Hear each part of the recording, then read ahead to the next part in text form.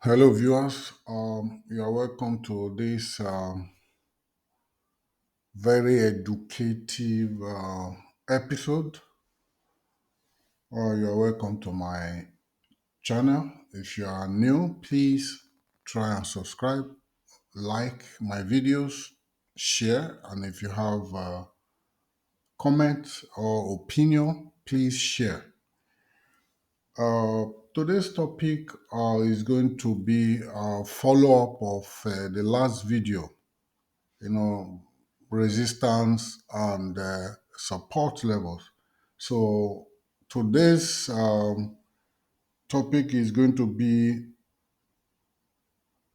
for supply and demand. Because my last video I treated support and resistance. So this video is a follow-up of that previous video. This video is titled This Supply and Demand. All right. Most people just hear that word supply and demand. So people are just confused. Sometimes these, terminologies tend to throw people off balance. But I'm here to simplify everything. It's a very simple thing for us to understand as a trader. Even though you are a beginner, you don't need to be scared. We all started like you. If you're a beginner, if you are already a professional trader, it's all right, but you can still listen and gain more insight. All right. So what is supply and what is demand?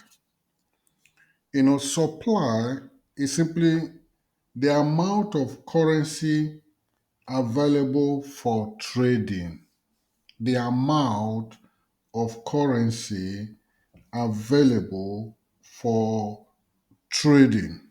All right, it's very simple. That is what supply, the amount of currency available for trading, is a very simple. And when supply is high, it then means that there are more sellers than buyers. All right, when supply is high, it means there are more sellers than buyers in the market. When the supply is high, you know, meaning that we have more sellers than buyers. So don't get it confused, guys. It's a very simple thing to understand. And now, which typically drives the price down? All right. When supply is high, it means there are more sellers than buyers. What would that relate to? That will relate to driving the price down. You remember in economics, they said the higher the supply, the lower the price. The higher the demand, the higher the price. All right. When the supply of a goods is high, if a particular product, for example, when a supply of a particular product, people people who wants to sell, there are so much. Then people that are willing to pay premium for a certain product, they are low. What happens? The price will fall. But when buyers are willing to pay premium for a particular product, when the buyers are more than the product, what happens? The price will shoot up, it will rise. So it's just common sense. In economics, it's like that. The higher the supply, the lower the price. The higher the demand, the higher the price. It's very simple. The higher the supply, when the supply is high, price will crash. When the demand is high, when the demand for a product is high, the price will go up. It's very simple. So don't get it twisted. It's a very simple thing. Then I'm going to move on to the demand aspect. I've already, by now, you should understand what demand is all about. This is the desire to purchase a currency. That is demand. Having the desire to purchase a currency. When demand is high, what happens? There are more buyers than sellers. When demand is high, it means that there are more buyers than sellers, which usually pushes the price up.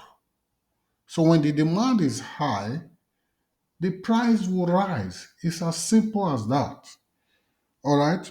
Now, how do you identify supply and demand zones? Because those are the things we should be looking out for. Forget about the stories.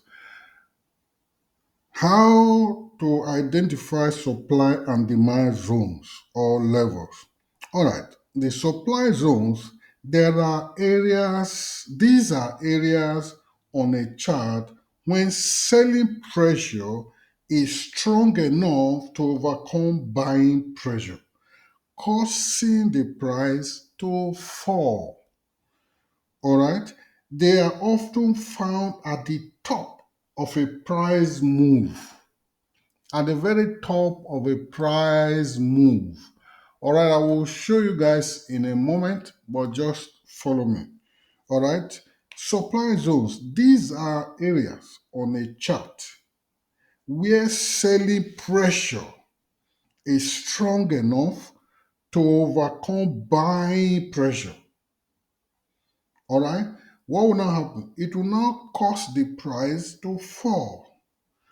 Whereas they are often found at the top of a price move.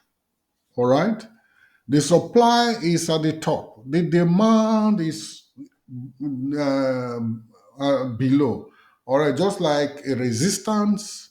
Now, if you want to now relate it, guys, a resistance is just like a supply.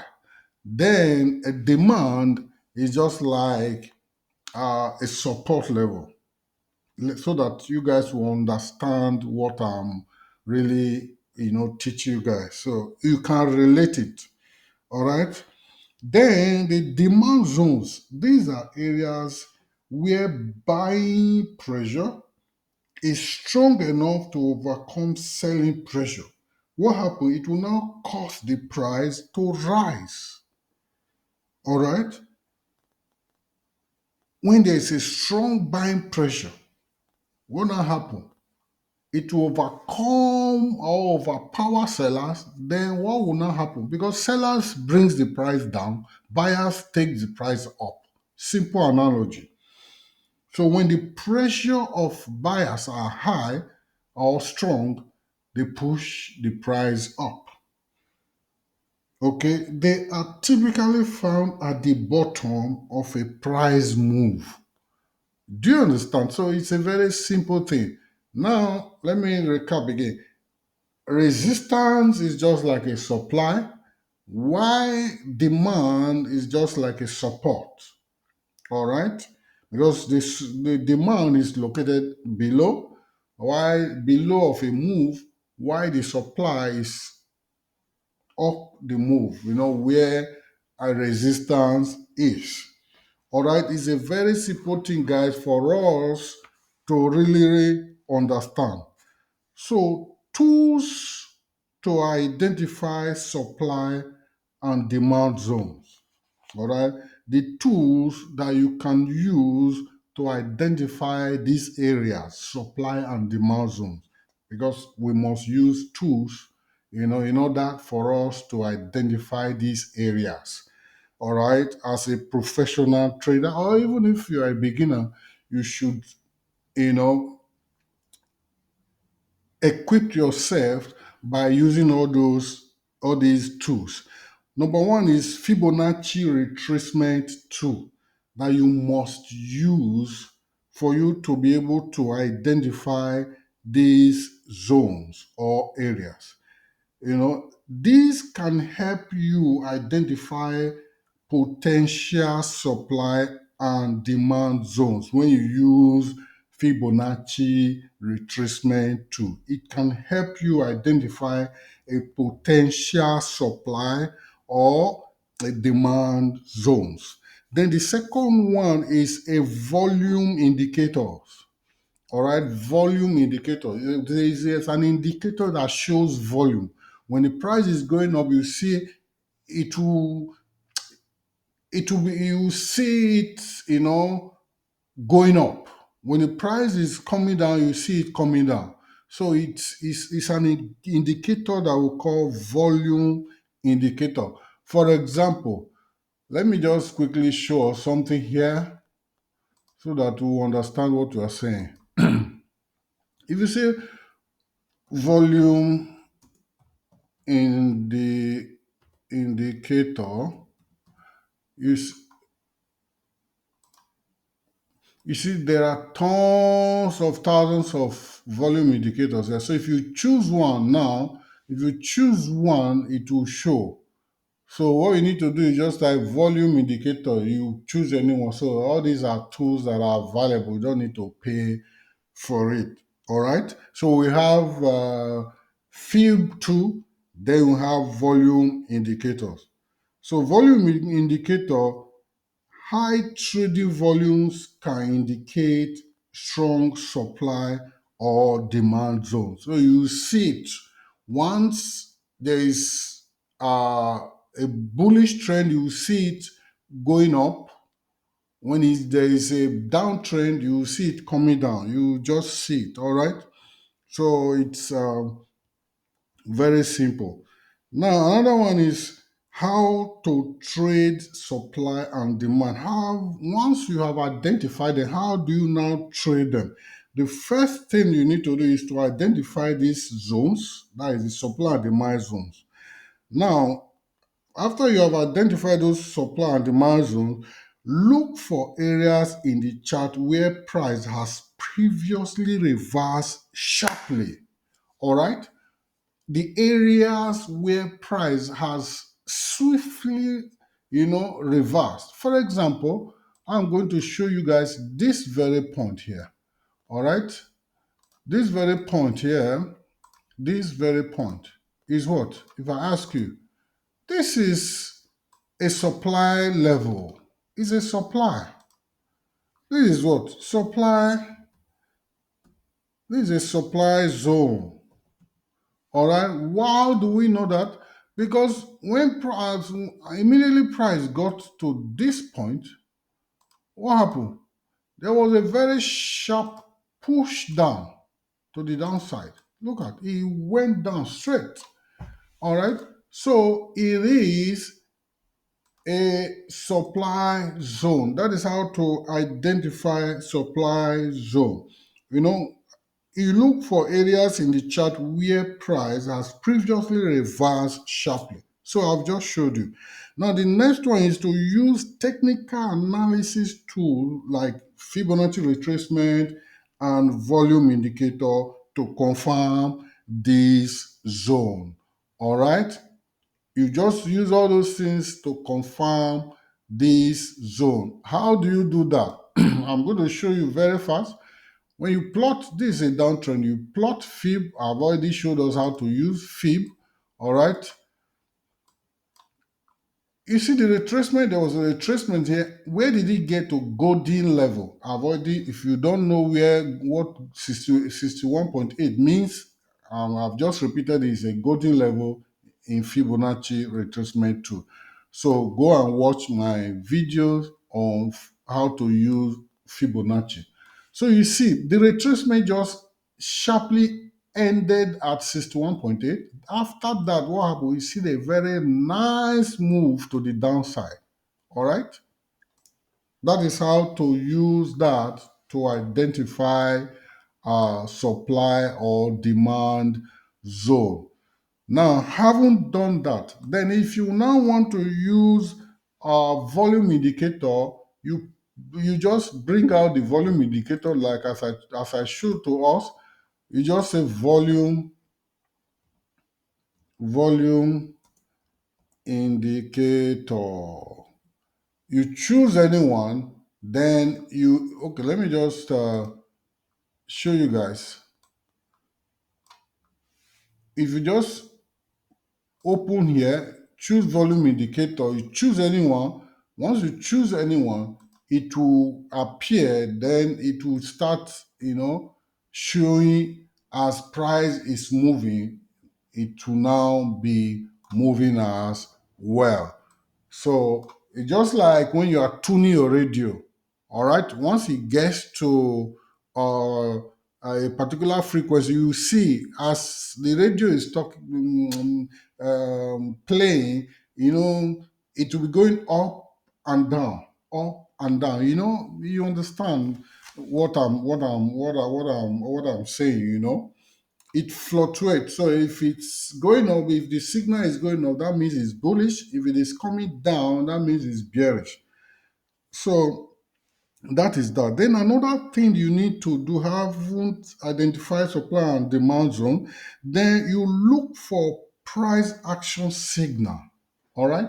Look for price action signal. So a candlestick pattern, you look for a candlestick pattern. A patterns like pin bars, engulfing candles, and doji can signal a potential reversal at supply and demand zone.